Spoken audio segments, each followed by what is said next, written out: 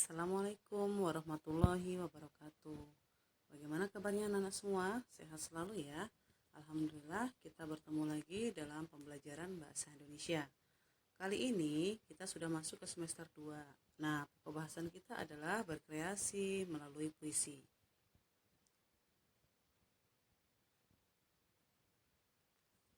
Kita hari ini akan membahas tentang puisi rakyat.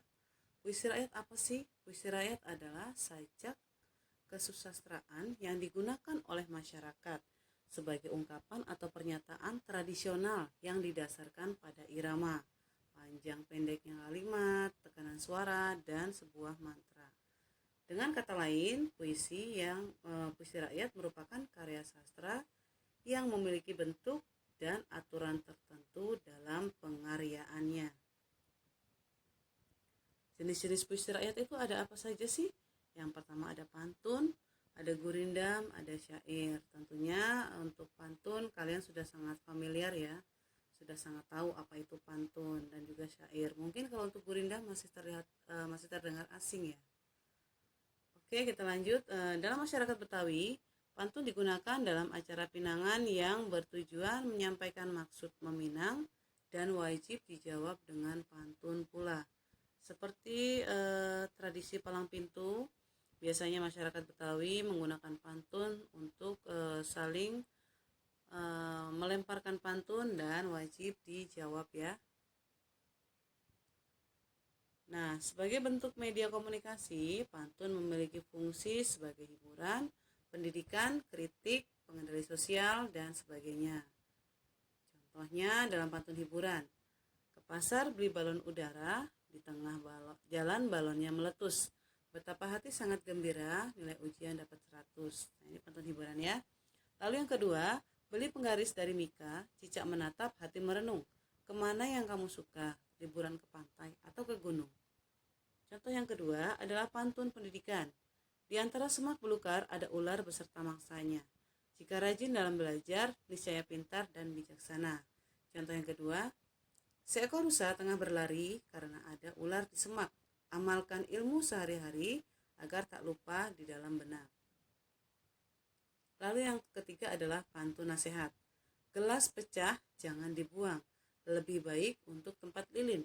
Semasih engkau punya uang, jangan lupa membantu si miskin. Nah, contoh yang kedua adalah jika kaki terkilir di lubang, pasti akan terasa perih. Jika hendak membantu orang, janganlah mengharap pamrih. Nah, itu tadi contoh beberapa pantun ya. Sebenarnya pantun itu masih banyak. Ada pantun jenaka, ada pantun nasihat, dan lain-lain. Lalu mengidentifikasi informasi pada puisi rakyat. Nah, contohnya seperti ini. Kalau keladi sudah ditanam, tak perlu lagi meminta talas. Kalau budi sudah ditanam, tak perlulah meminta balas. Nah, pantun tersebut berisi nasihat agar tidak pamrih jika telah berbuat baik. Pantun tersebut memiliki fungsi pendidikan, yaitu mengajarkan dan mengingatkan manusia untuk selalu berbuat baik tanpa meminta balasan.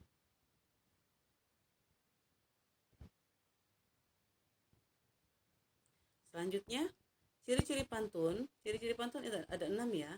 Yang pertama, satu bait terdiri dari 4 baris. Nah, jadi kalau misalnya pantun itu biasanya bentuk bakunya adalah tiap baris itu ada 4 baris, itu disebut satu bait. Lalu baris pertama dan kedua merupakan sampiran, baris ketiga dan keempat merupakan isi. Satu baris terangkai dari 4 hingga 6 kata. Kata itu seperti apa sih? Makan, tidur, minum itu kata. Kemudian satu bait terdiri dari 8 hingga 12 suku kata. Suku kata itu yang mana? Adalah yang membentuk kata. Misalnya kata makan. Ada berapa suku katanya? Ada 2, yaitu ma dan kan. Itu yang dinamakan suku kata. Lalu bersajak a atau ab. Lalu mendaftar kata berima pada pantun. Nah, contohnya seperti ini ya. Air surut memungut bayam, sayur diisi ke dalam kantung. Jangan diikuti tabiat ayam, bertelur sebiji rius kampung. Nah, kata bayam itu rimanya sama dengan ayam. Lalu kata kantung itu berima sama dengan sekampung. Kemudian yang kedua, mendaftar kata beriman pada pantun yang kedua adalah ikan nila dimakan berang-berang, katak hijau melompat ke kiri. Jika berada di rantau orang, baik-baik membawa diri. Nah, kata berang dan kata orang itu rimanya sama. Lalu kata kiri dan kata diri rimanya juga sama. Lalu yang kedua akan kita pelajari pada puisi rakyat yaitu gurindam. Gurindam adalah puisi lama yang berasal dari India, dari bahasa Tamil yaitu Girindam, yang berarti mula-mula atau perumpamaan. Nah, di sini ada contoh gurindam. Gurindam itu terdiri atas 2 baris ya dalam satu baitnya. Baris pertama berisi soal, baris kedua berisi jawaban. Contohnya seperti ini. Jika hendak mengenal orang mulia, lihatlah kepada kelakuan dia. Nah, itu kata mulia itu pada larik pertama, lalu kata dia itu pada larik kedua. Mempunyai rima AA.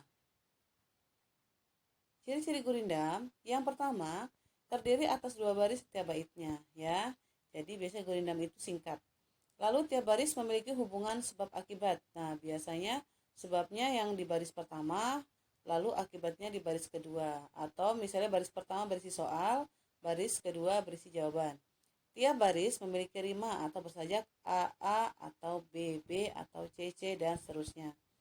Isi atau maksud terdapat pada baris kedua. Nah, jadi baris kedua yang berupa jawabannya itu adalah isinya. Lalu isi gurindam biasanya berupa nasihat-nasihat, filosofi hidup, atau kata-kata mutiara.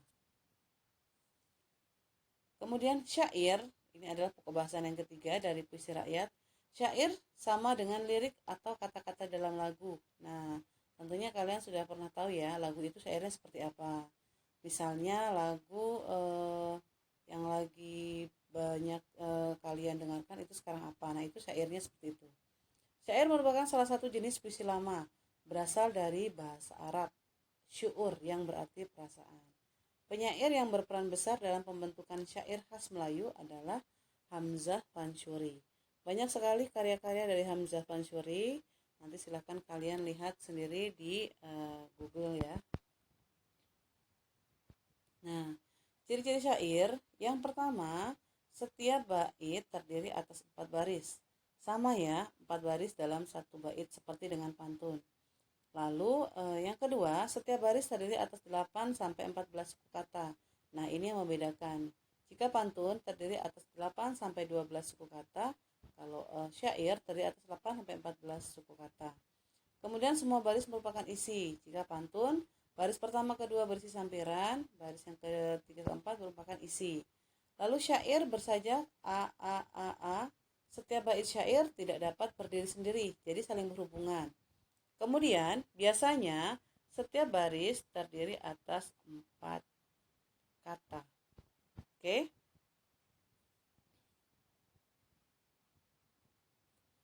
Lihatlah di sini contohnya. Dengarkan tuan, ayahanda berperi, kepada anakanda muda bestari. Jika benar kepada diri, nasihat kebaikan ayahanda beri.